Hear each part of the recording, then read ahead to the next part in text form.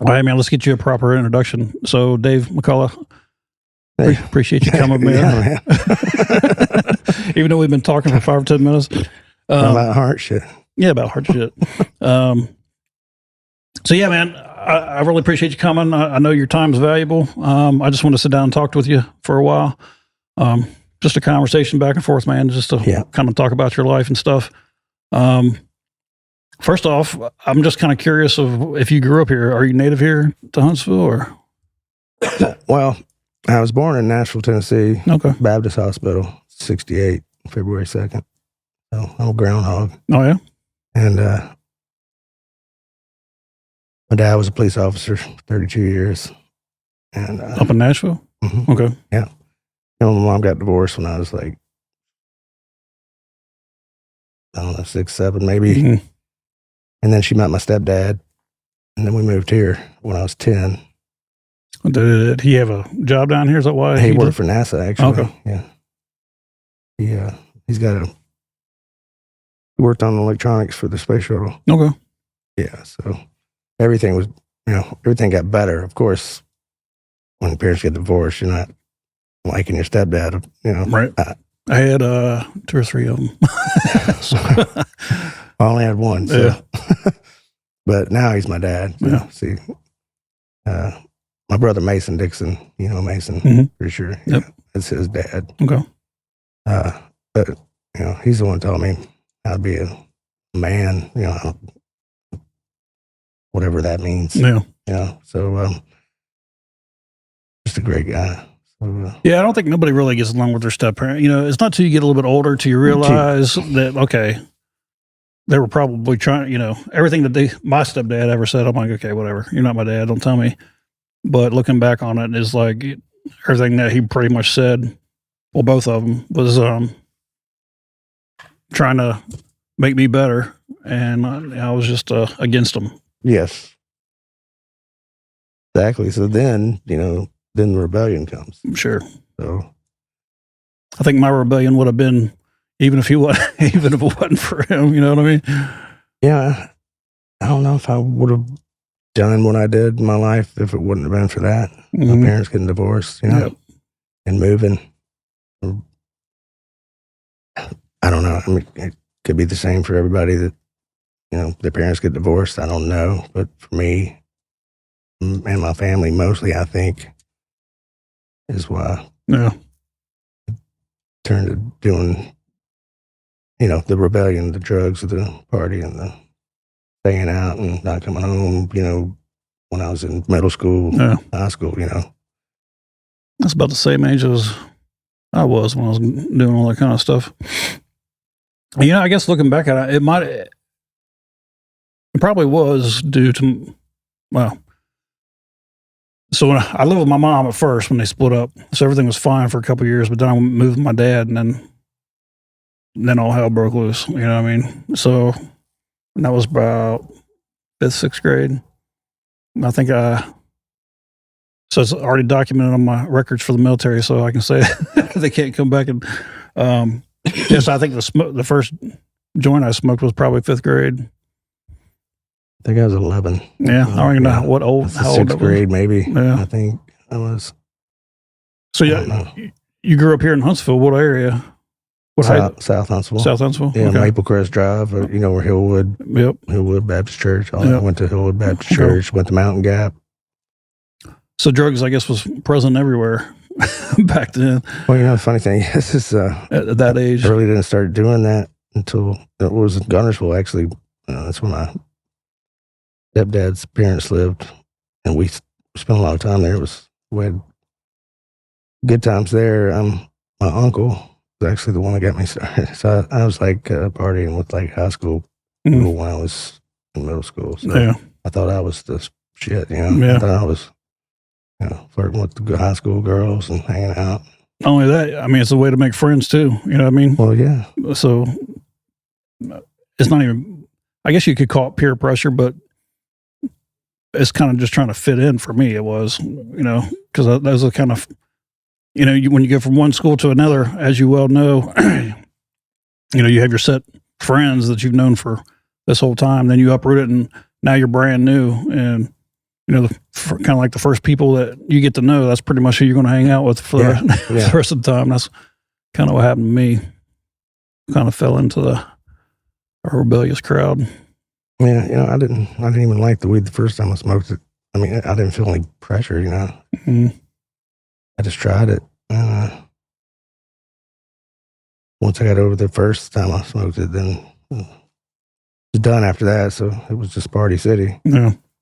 Then I started getting into the rock and roll. And, what age did that start? Well, I've been singing since I was about 3, actually. Okay. Singing in church. My granny took me to church all the time. And I went to church with my parents too. But singing church choir. And when I was in middle school, I tried out for the band, and the band teacher was like, "You might as well go try a chorus or something, choral." Which I guess he was right, because I can't play an instrument. So yeah. So I sang in chorus in Mountain Gap with Miss Gandy, was the teacher, and it was fun. I did barbershop quartet. Went to all-state honor choir, bunch of competitions. Mm-hmm. So that was really fun. And then I was shy, and I still am shy to this day. Really, I mean, sometimes it may not look like that, because I get you.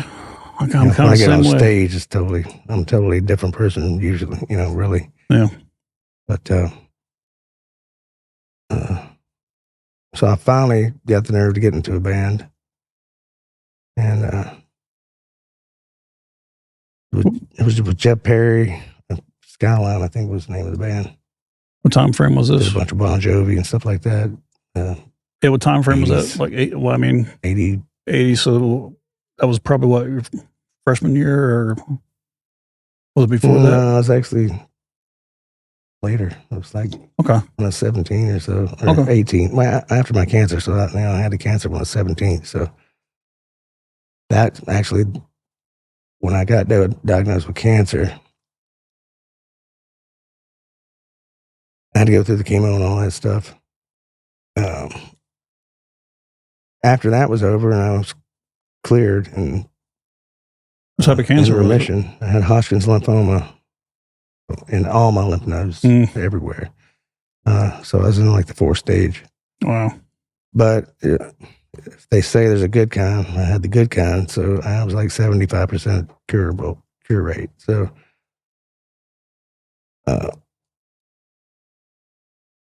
so after that, I finally got the nerve up to do it. So I was like, made it through this, I might as well. Yeah. Right. So I did, and that was it. From there, So was your mom and stepdad backing you on that, or were they like, "Oh my God, here we go"? Oh yeah, yeah. They actually, well, of course, my mom knew I could sing, and so did my stepdad. But my mom played piano, and she sang at church all the time. And then she did weddings and stuff. And we'd sit around the house, and she'd play piano, and we'd sing. So, but then for Christmas, they bought me a guitar. I was like, "Why'd you buy me a guitar for?" We talked about this at Thanksgiving. I think my stepdad was saying, "I guess I should have bought you a mic." I was like, "Yeah." I tried like heck to play the guitar. My buddy Sean Hennigan was trying to teach me, and he was like, "Just forget it, Dave." So, because so that's when I started singing. So you were singing while you were in high school, or was it after? Well, really, it was after high school. Yeah. Okay. I graduated in '88. But no, I did sing some in high school, and then we played. I mean, as far as band was, I knew you sung the whole time, but as far as your first band, it was like senior year, and then on there. But I was older senior year. I got held back twice because partying, So I know 2 years more people. Yeah, and I was 2 years older, right? So yeah. You remember your first paid gig? Gosh, was that where Stand Up Live is? I do. It was there with the band Skyline. We're doing a bunch of Bon Jovi stuff and Striper and Was you pretty? I guess you had to been pretty nervous. I would have been. Oh gosh, I was crapping my pants. Yeah. I mean, how hard is it to sing when you're that nervous? I mean, does your voice crack, or I mean, because I know I can't sing, even if I tried for like 3 or 4 or 5, how many years, I'd still sound like shit. So, I wouldn't even try. Well, after the first song, it was Okay. It was easy. Yeah. And back then, man, it was packed. It was so many people. It's so much easier to perform in front of a lot of people than it is with a small, Yeah, so it's small not as crowd. intimate. It's just the energy. Yeah. The energy's different. But I mean, it was fun, and we kept doing it. So was that your primary? Well, I guess was you still living with your parents at the time? No. Okay. No. So was that your primary income, being in a band, or did you? No, I did landscaping for a while, and then I did tree work, and then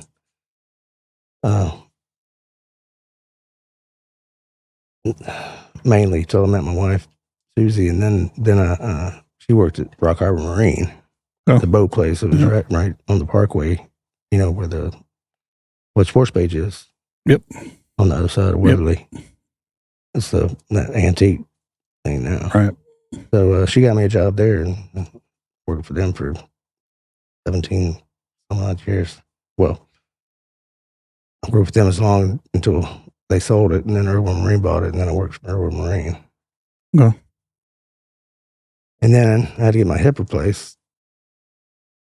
So I had to take off from there, and the day I was supposed to come back, they said, "When I bring you back." So then I went to Campers. Man, that must be. I couldn't imagine having cancer at 17 years old.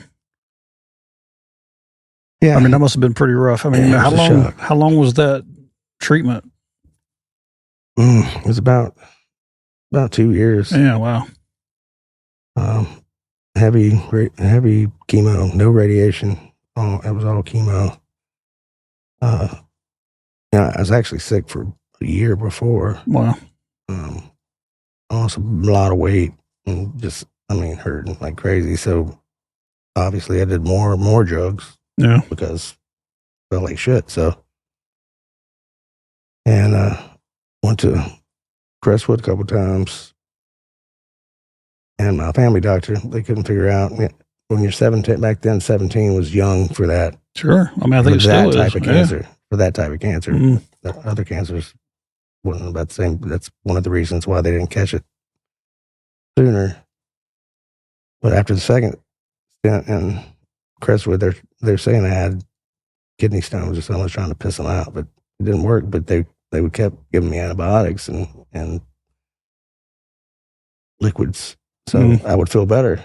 So they'd let me go, feel better for maybe a week or two, and then back down. So after the second time, I was like, screw Crestwood Hospital. So we went to Huntsville Hospital, and the first day I was there, they found out I had it.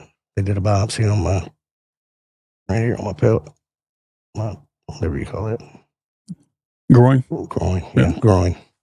And it came back. So Dr. Schroeder was my doctor, Clearview Cancer Institute. So great guy. Yeah. So 17, and then for a couple of years, and then that's probably about the same time that you were in that band, is it not? Or was that after that? It was after. Okay. After I was done with the treatments. It was probably a year, the chemo was, but I had to keep going to the doctor. So yeah, make sure it wasn't coming back. Yeah. So, and I still had to go back every year for 10 years. No. My times may be a little off. It's a long time ago. Oh, sure. But, so it brought on the hip replacement. That sounds like it was pretty young too. From the steroids and the chemo. Okay. Yeah, it messed up my whole right side. I had to get my shoulder totally replaced last year. Last year. Man. It just killed your bones. It killed the blood flow to my hip and my shoulder. So hip replacement, it it hurt like crazy. It was terrible at first, but now it's great. You know? Yeah. But that was a long time ago too. I'm probably getting to the point to where I may need another one, but that's not going to happen. Yeah. not until I can't walk or something. Yeah. So you're playing in a band. You're working at Irwin. Mm-hmm. And so, can you kind of give me like an evolution of the bands that you've been in till current? I mean, how many have there been? Has there been multiples, or just kind of with the same people, or? Mostly the same people. See, after Skyline, I tried out for a band called Abstract, and Craig Smoke was in that. Gregory Eaton and his brother works at Shaq Nancy's. I remember his. I'm terrible with names too.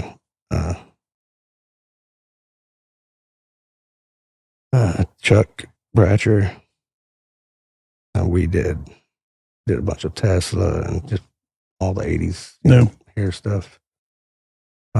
Then Fist and Furious, which was Richard Adams. He's in my band Rival now. Mm-hmm. Sean Hennigan, Gary Fulton played the bass. Well, at first, Jerry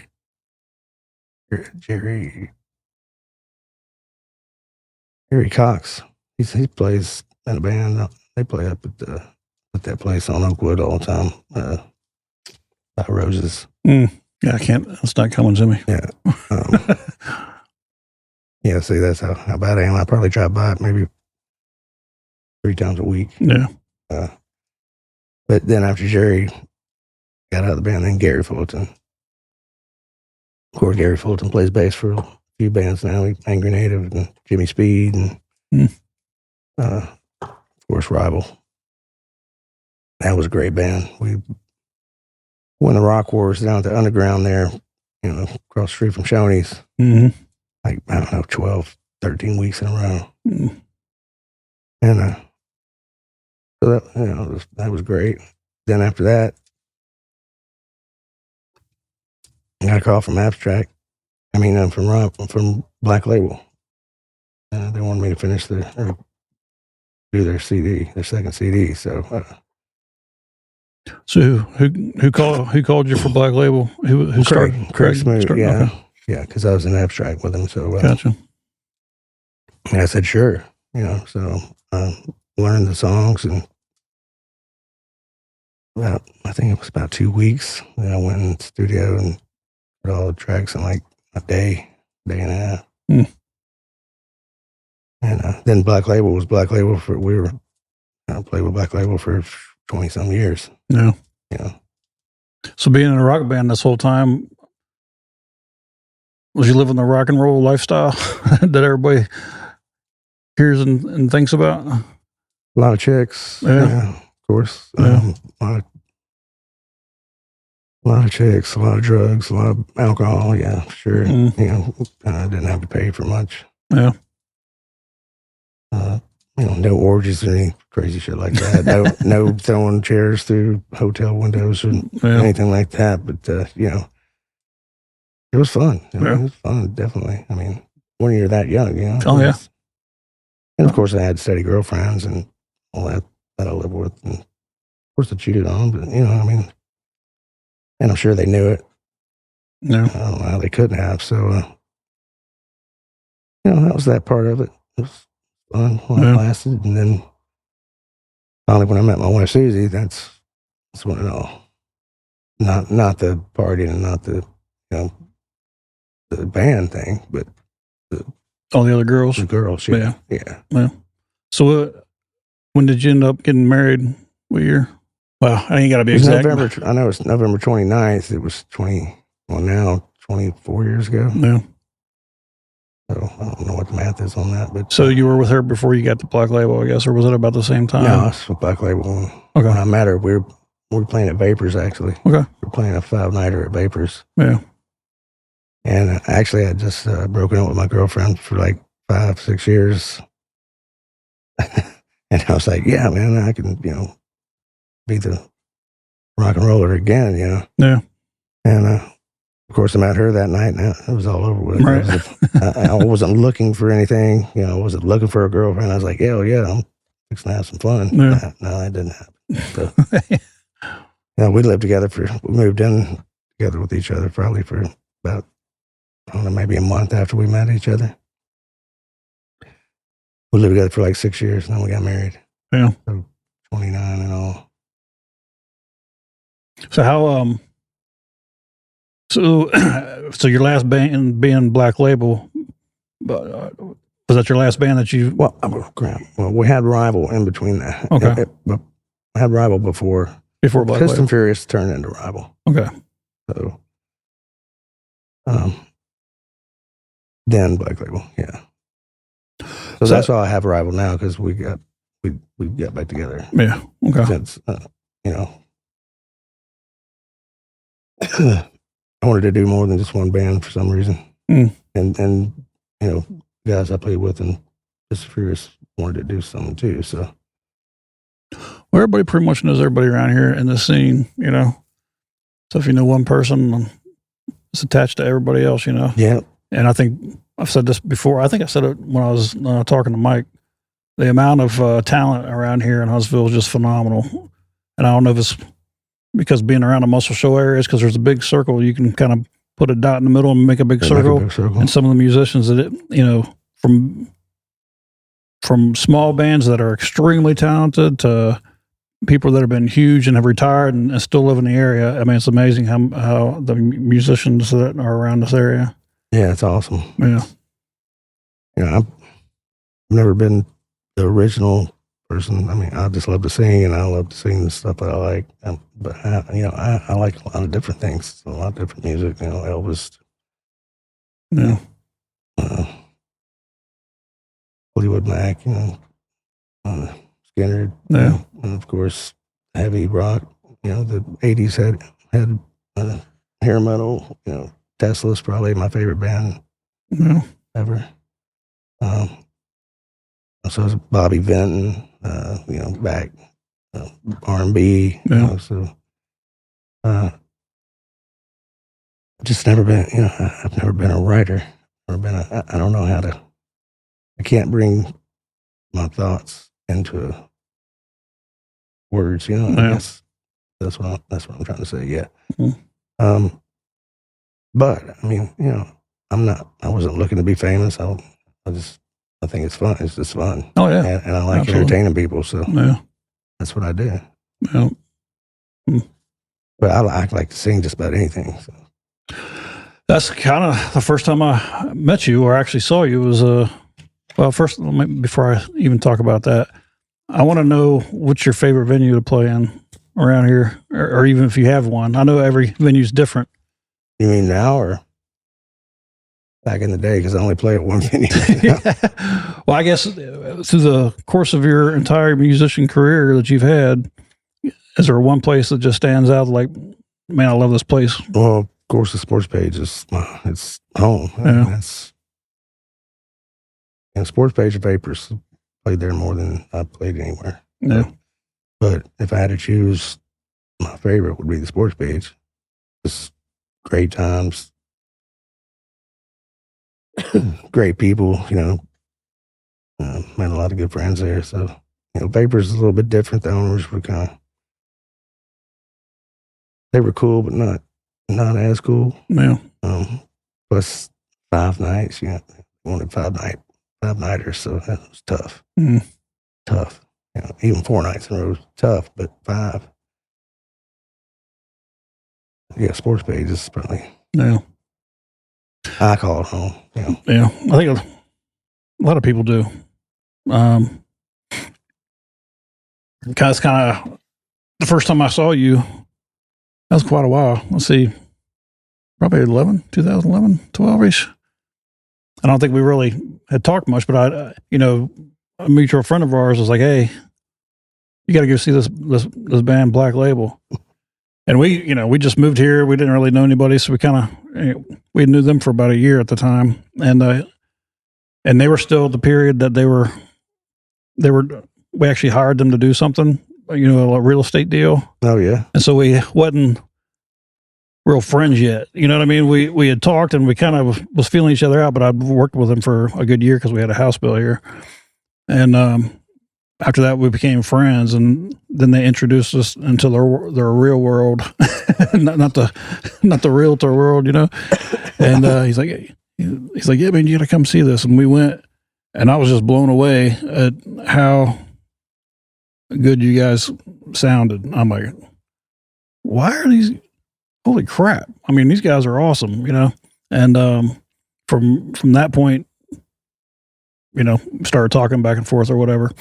And anyway, I was just trying to remind you where we. Yeah, that was an awesome band. You know, at first it was Jason Miller playing the drums. He's playing the drums for Angry Native right now. Chris Eldridge was playing guitar. Craig Smoke guitar, and Steve Black playing bass.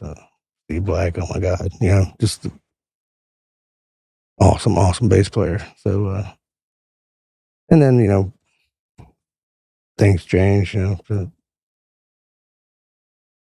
know, people go their own way or whatever. Sure. So, you know, then we had to get different people. But me and Craig has been together for 30 years at least. So, at what point did Tim come in? After Jason left.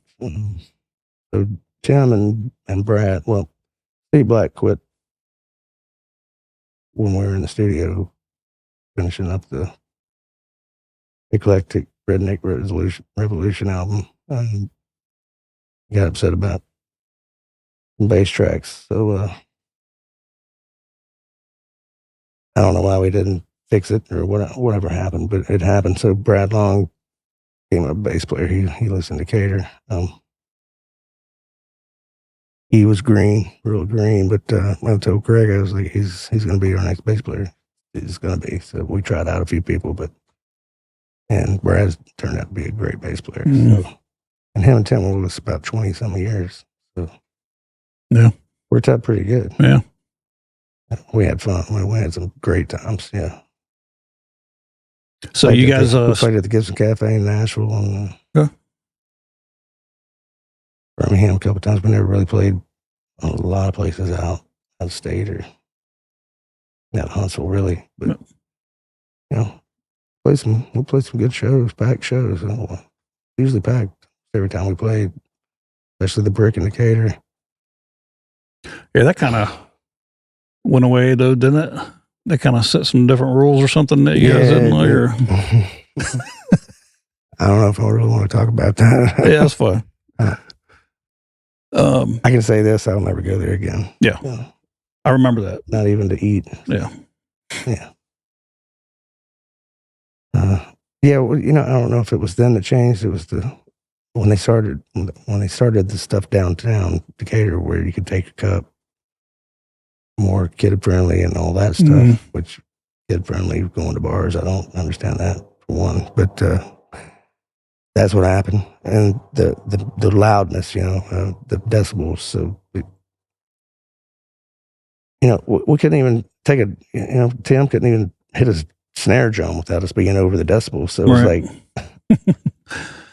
so it's either, you know, we don't play it anymore and they don't make money. And, you know, every time we played there, they made so much money at the door. Yeah. I mean, we made a lot of money at the door. That's what we got paid, the door. And I can think maybe 3 times we didn't make over $500 at the door. So you guys still, you're still currently playing? Are you in both bands now, or you guys taking a break, or? Well, Black Label's taking a pretty.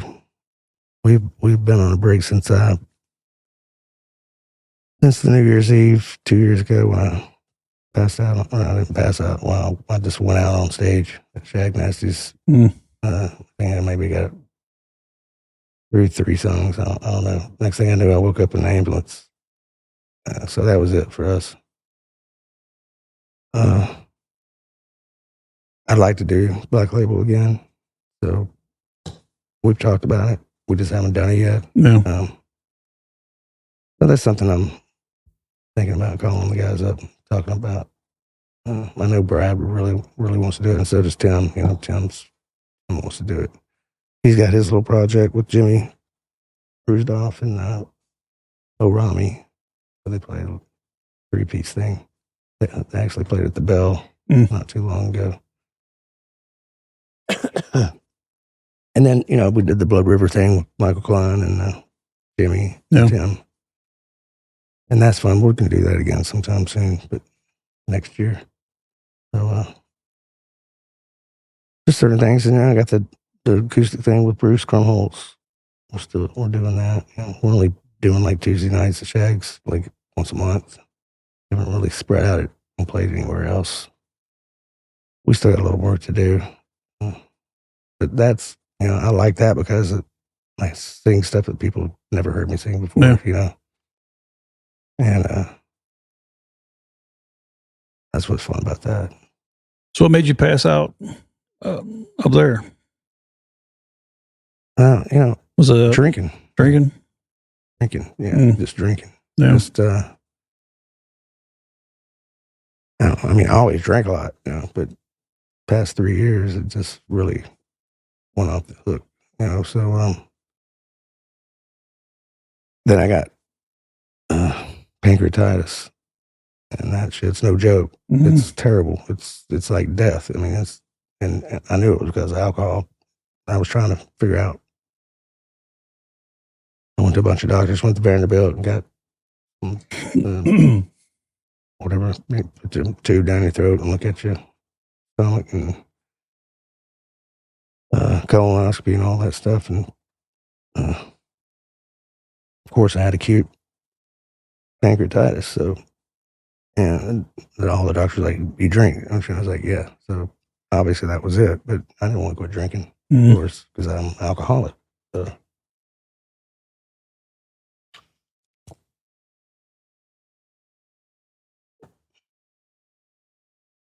Plus, I hated myself because I was alcoholic, you know, and I was so sick from pancreatitis.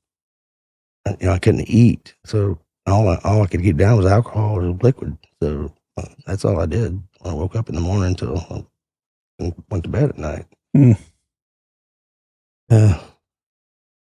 and my wife Susie went to Rome, Georgia, to visit. Had a great uncle that was the Cherokee chief, so we actually went and saw his house and where he lived back when he was a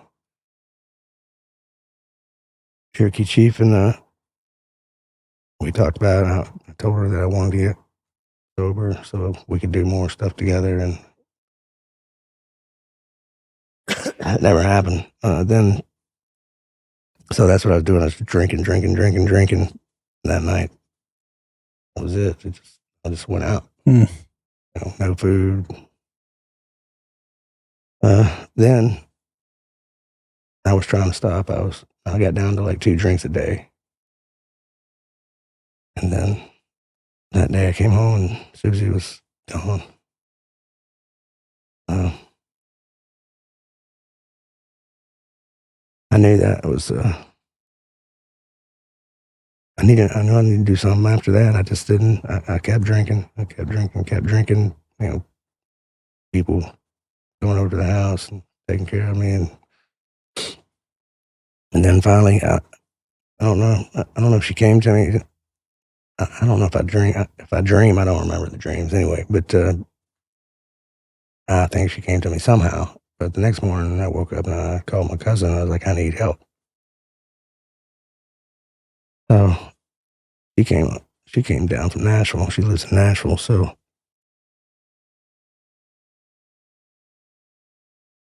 she just stayed with me for a week or 2, and then she went back. But then she came back again, and she took me to dinner at a Cajun place down there in the hospital district, Taco Mama and Publix is.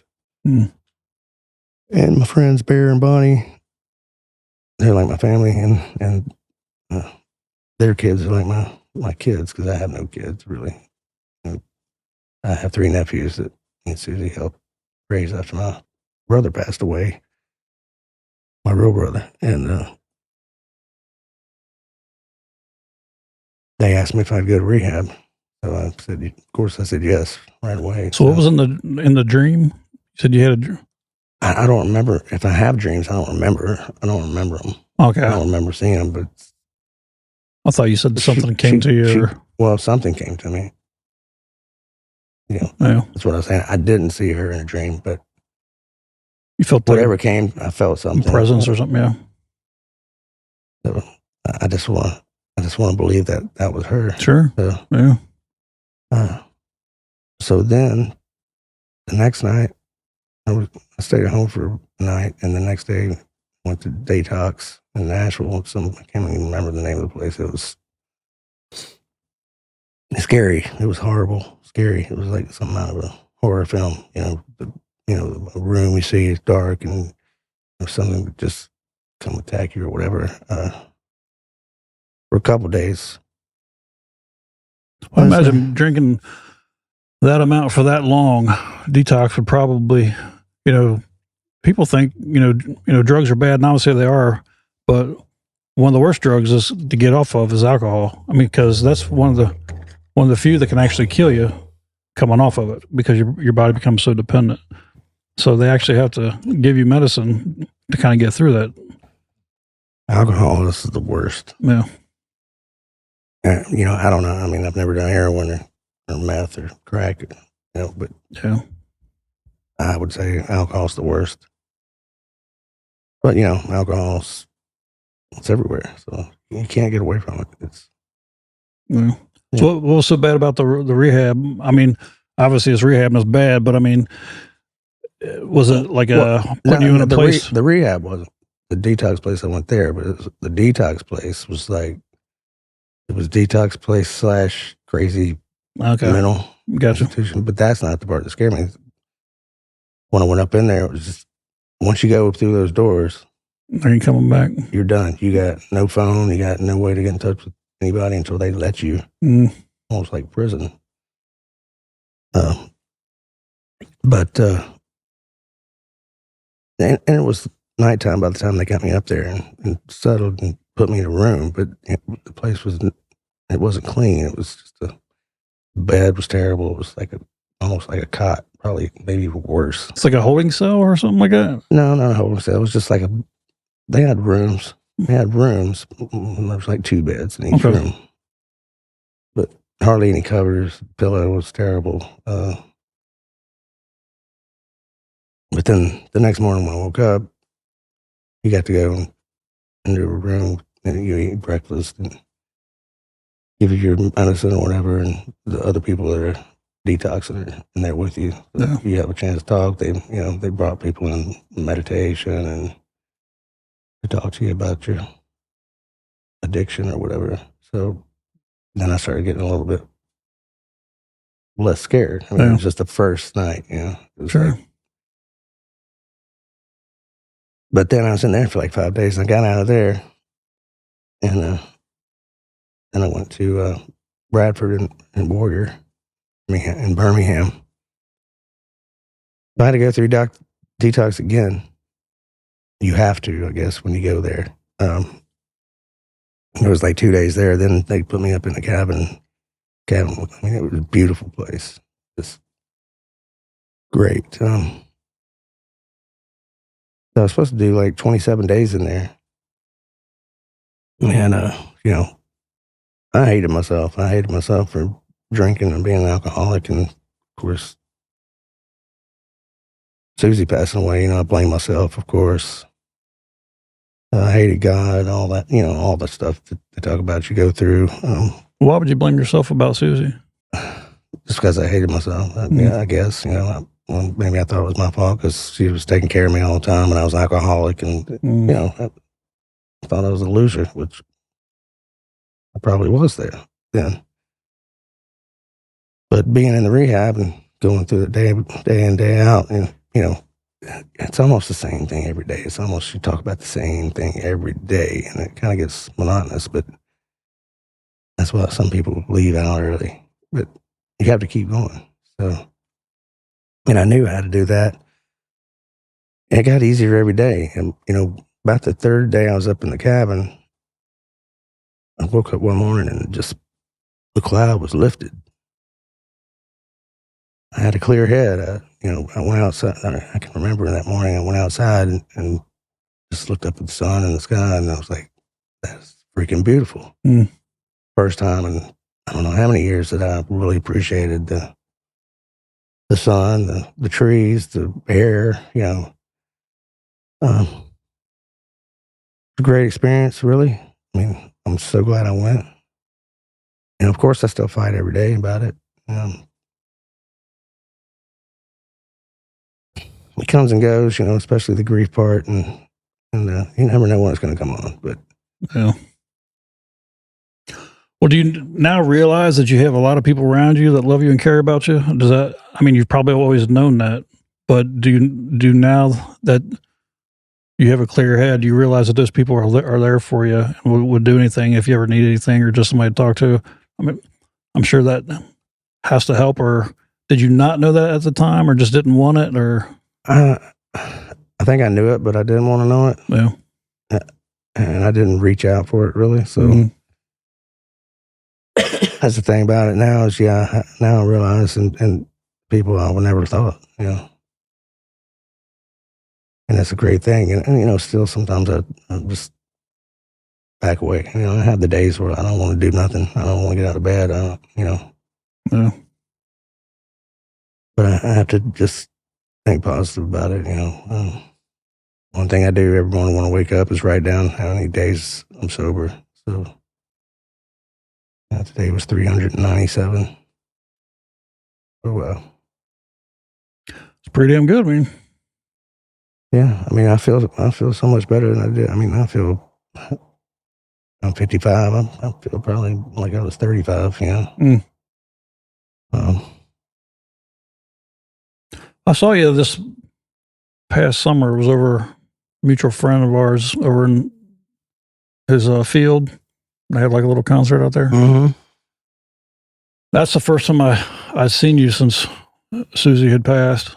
And I got to be honest with you, I didn't even recognize you at that time because your appearance had changed so much, almost like a more healthier.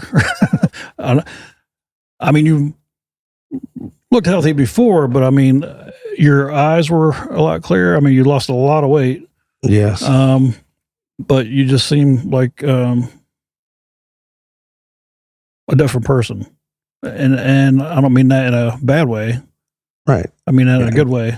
Yes. I mean, you could definitely tell that you were going through some stuff still, but you could see a difference. Yeah. I appreciate that. Yeah. I can tell the difference myself, and everybody tells me that. Yeah. So, and I'm blessed. I'm happy, as happy as I can be for what's happened, and I know it takes time, Sure. Of course I'm trying to rush it. Of course, everybody wants, right. Everybody wants it now. Yeah. I don't want it a year from now. I want it now. That's one thing I'm fighting with. And I'm retired, so it's hard. You got to try to find things to do. No. And trying to make yourself do something every day. There's something you don't have to do. So that's what I'm fighting with. I fight with that every day. I know it's going to get better. I just don't want to wait. I don't want to wait for it. I mean, I haven't experienced your loss like you have, and I probably haven't become. I wasn't. I've just recently really, really, really cut back on drinking quite a bit. Might have one or two, hardly ever. But the reason I'm telling you this is because, but I have battled depression, for a very, very long time. Sometimes it's very easy to get, and then sometimes I'm not getting out of bed for the next 3 or 4 days. I mean, that's kind exactly of on the extreme side, but in your mind, it's like, man, you just everybody just leave me alone. Just let me try to get through this. But what I've kind of figured out, and it doesn't work every time, but if I force myself to go do something, and I don't give a shit if it's going to Publix or go to a restaurant and have something to eat, or call a buddy and say, "Hey, man, meet me," or whatever. As long as it's something, even if I go with a shitty attitude, right. By the time I get back, I feel a lot better. Yeah. That was, that's kind of exactly. I mean, that's exactly how it is for me. Yeah. So, I think I might have been more depressed when I was drinking alcohol. Yeah. Maybe. I mean, it's not like I'm depressed all the time, No. but definitely my physical being is much better, way better. So I enjoy that. I really enjoy that. Not feeling like a pile of shit every day. That's how I felt when I was drinking. Even before I was really, really just drinking from when I woke up in the morning until I went to bed at night. I mean, you know how it is when I was hungover just about every day, So, of course, when you're hungover, what are you going to do? You're going to get the hair of the dog going, right? Right. And then when you're really, really hungover because you're drinking so fucking much, that's what you have to do. There's no... You start getting pains. Yeah, there's no not, because... So what are those withdrawal pains from? Because I don't think I've been that dependent on it. I mean, is that something that's like physically, or is it mentally to where you have to drink? Is it? I mean, I guess I've heard different things from different people as far as the addiction for alcohol. If you're trying to get off of it, shakes is really bad. The shakes is one of the, I don't know if it's one of the worst parts. Now, if you get acute pancreatitis because you're drinking, that is the worst. Yeah. That is the worst. I was going through detox again at Bradford. Well, actually, after I got back in the cabin, it was about maybe 5 or 6 days. I had a bad bout with it. I had to go to the emergency room in Birmingham. And that finally went away. And then I was good, I could eat. So I've been eating. I mean, it's like eating food was like the best thing, after that, because I couldn't eat anything for, I don't even know how long, probably at least 6 months before the incident happened at Shag Nasty's. Or maybe even longer than that, maybe even a year. Hard to remember because my brain was clouded with alcohol, so. And then it just got better and better every day. Every day it got better and better. I could eat more food. I felt stronger, even though I still looked like I was dying from, starvation. My mom and a lot of my other friends thought I had cancer again. That tells you anything. So the first one, because when I had cancer, I was down on like 110 pounds. Wow. Yeah. And with the alcoholism, I got down to about 119, my lowest. And then I started seeing the weight gain every day, and my arms looking like arms again, my legs looking like legs again, So my clothes fitting tighter, all that stuff, So that helps you keep going too. Plus being able to eat, tasting food again was great. Yeah. So, but the shakes is the worst. That's why when I was trying to come off by myself, I got down to like 2 drinks a day. It's like I had Parkinson's or something. That's how bad it is. And that'll probably keep you from going out too, probably, as far as just getting out of the house, because, you don't want to be walking down the aisle of Walmart or something and bouncing all over the place, probably. So that probably kept you from even getting out of the house to get your mind off stuff. Right. In your brain, you're thinking, everybody knows I'm doing this. Yeah. Everybody can see it. And maybe some people could. But I don't know for sure. I never really asked anybody about it. But I tried that for a while, and I just drank for so long. Even with the 2 drinks a day, it just didn't help. It didn't help the shakes at all. And even when I got out of the detox in Nashville and went to the detox in Birmingham, I still had alcohol in my system. Still, I mean, it was very little. I mean, it's just very little bit. You were in Nashville for what you said, a week or 5 days? It's like 5 days. And it was still okay. Yeah. Did they give any fluids or anything up there as far as like IVs and stuff? Well, they did at Bradford, because usually you're pretty dehydrated for drinking that long. Now they just in the detox in Nashville, we just drank a lot of water and Gatorades, juice and stuff like that. And I don't know if they gave me any pills to hydrate me. I don't know. I took a bunch of pills. Yeah. So what are some of your triggers as far as, because I'm sure you're well aware you're going to have triggers from here on probably for the rest of your life. And how do you deal with them when they come up? Just being in an atmosphere, or maybe a thought comes and you're like, I want to have a drink, but no, I'm not going to. But what are some of the things that I can tell you one thing that's not a trigger is going to a bar for some reason. I don't know why. Going places that have alcohol and people drinking do not trigger anything. I haven't really thought about drinking a whole lot. Here lately, last month was our anniversary, and of course this month's Christmas, so I have had a few thoughts, maybe about three different times. I could have gone and got a drink, but the trigger is thinking when I get depressed or when I get sad about Susie. That's the biggest trigger. No. Or when I feel like it's like I feel like there's something I want or something it's something I need to do, but I don't know what it is. That makes any sense? Mm-hmm. Yeah. And that kind of makes me think about it too. But I really haven't had a problem with wanting to go get a drink. I may be different than some people that are doing that. And I know a few people that are alcoholics that are sober, and they have triggers all the time, especially, they can't even go to a bar. So in my case, I'm lucky and glad that that's not one. No. Well, the reason I was asking you that is because you're talking about, maybe possibly start singing again.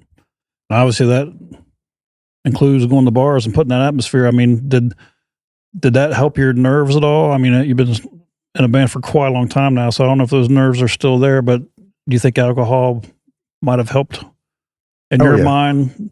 In my mind, alcohol will help with the nerves. Yeah. I'm gonna be wrong. Even sober, I still get. I used to call it nerves. Now I want to call it maybe just excitement. Excitement, yeah. Being excited, wanting to do a good show, wanting people to enjoy it, But after the first song's over with, it all goes away. Sure. Yeah. And I used to have major anxiety, panic attacks all the time. That doesn't happen anymore since I stopped drinking. Mm-hmm. So I know drinking was one major problem with people that have major anxiety.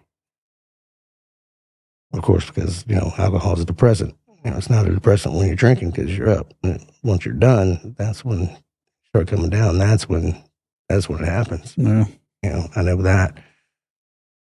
Another thing I do is tell myself if I have a drink, I'm going to die. So, good possibility. Oh, yeah. If I start drinking again, I'll be back where I was. Yeah. And next time I may not be so lucky to make it through it or decide to go to rehab again,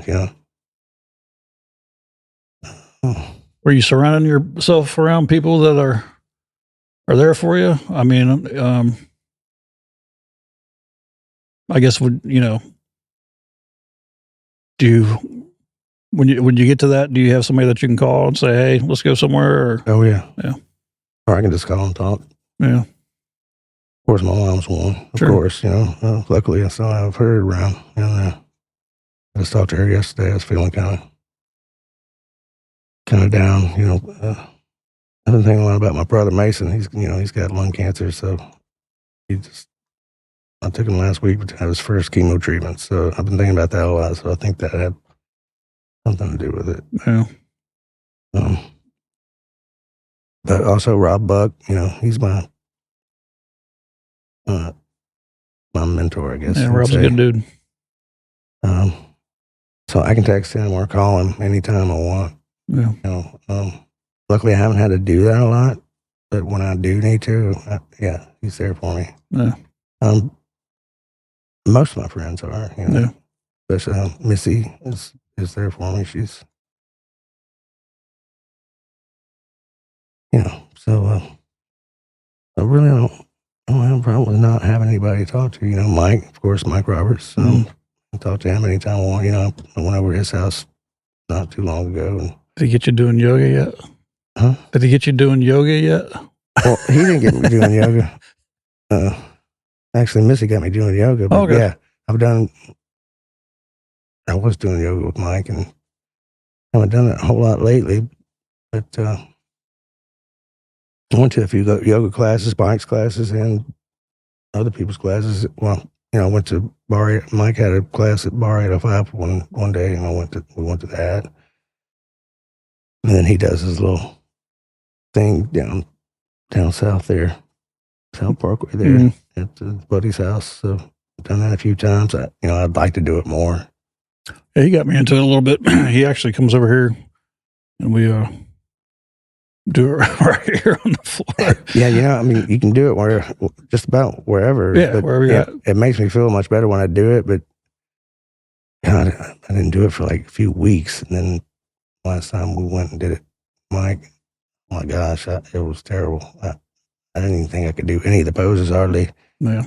It was hurting. So I need to really get into that more.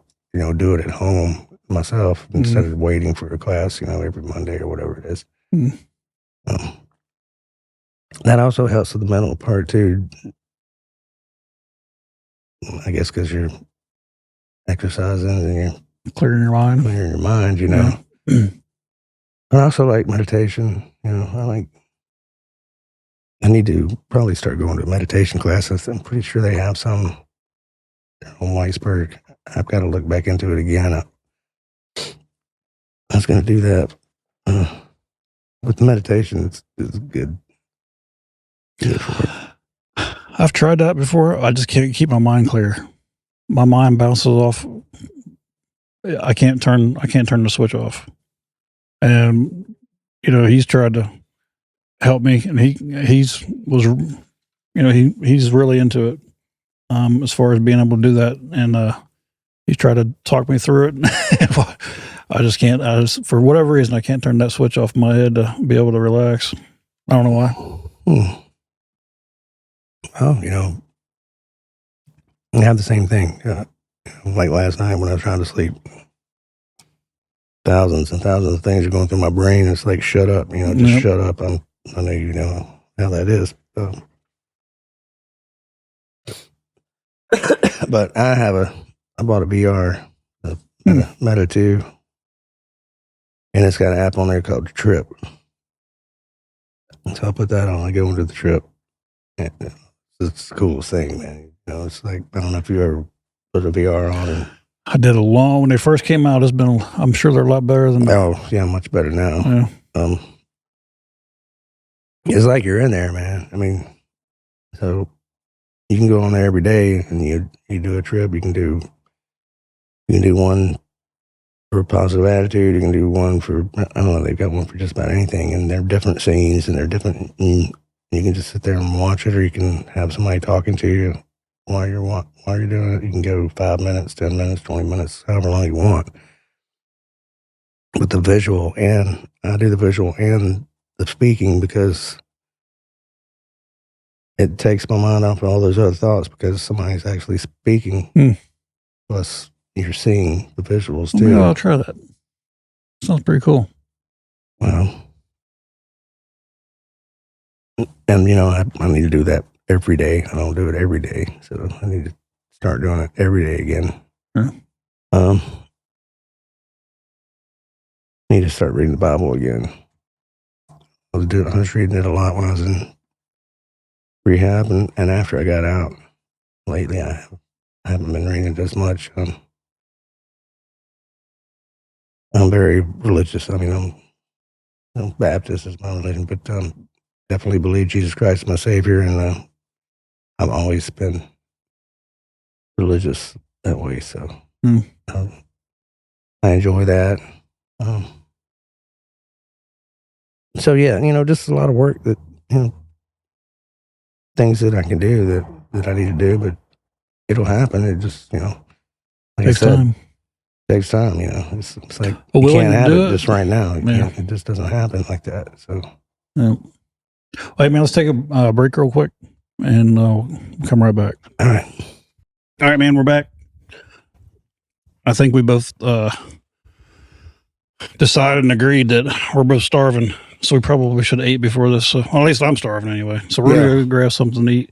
But I did want to tell you a story about one of the times that we were coming to see you.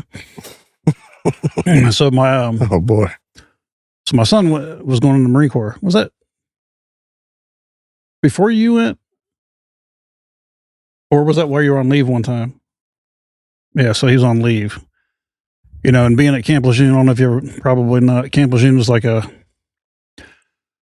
it's nothing but military. I've heard of it. Yeah. And no matter where you go out in town, it's still military. You can't get away from it unless you drive about an hour and a half, 2 hours away. Because, everybody wants to. Where's this at? Camp Lejeune, North Carolina. It's a Marine Corps base.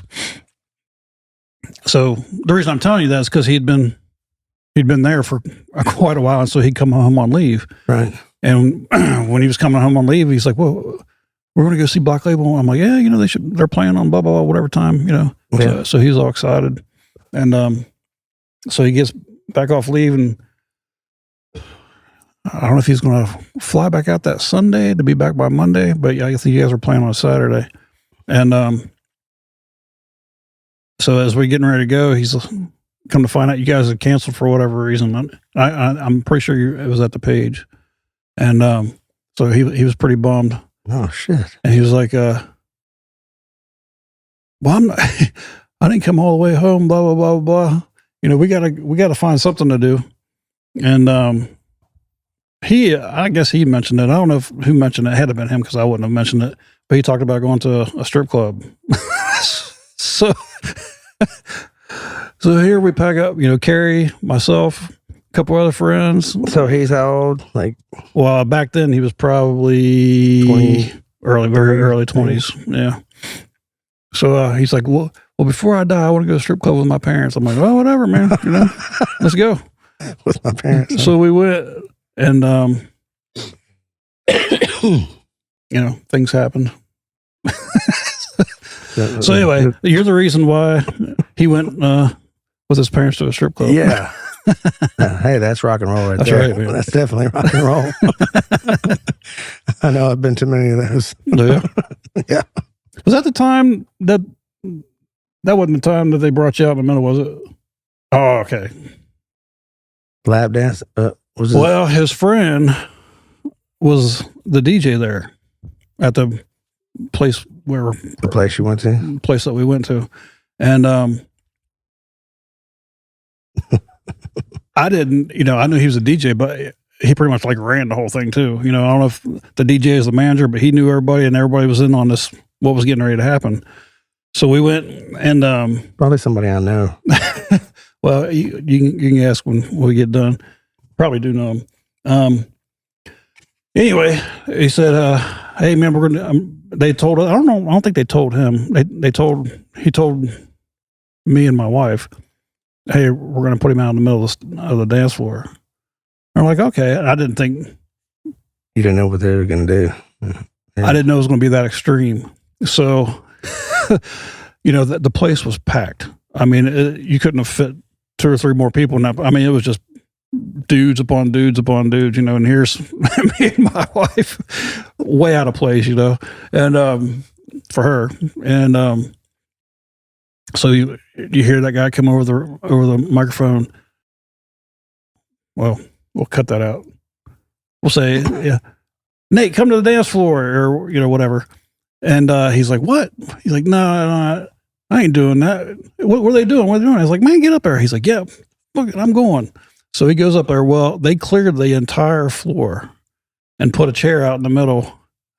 They had every stripper in that bar gave him a lap dance. Yeah. And it wasn't just a lap dance. I mean, they got pretty ornery with him. Did they? I mean, he came back with bruises. He had bruises all. They were doing some pretty wild stuff in there. Sounds like some of the parties I went to. Yeah. So send him back to Lejeune. I mean, bachelor parties. Right.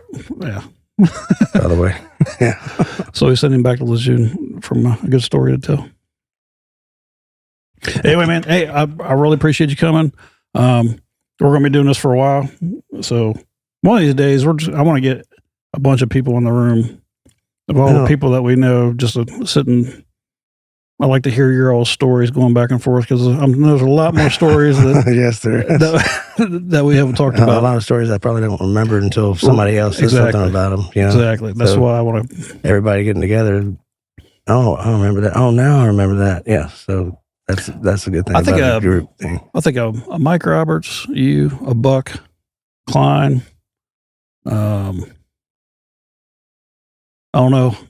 You guys still good with Tim and everything? Oh yeah. Okay. Yeah. You get Tim in here. Ain't just like 4 or 5 of y'all, and I'll just sit in the back and just listen. You probably enjoy that. Yeah, I know. I appreciate you asking me to do it. You know, it's good talking about it, and keeping stuff in. It's never good for anybody. So the more you can talk about it, the better you're going to feel about yourself and other people, really. So I agree. I've kept a lot of shit buried for a long time, and my wife was always like, you talk about it to make it better. I'm like, whatever. So finally, and it can actually make you physically sick. Yeah. So anyway, man, thanks for coming. We're gonna get some neat. See ya later.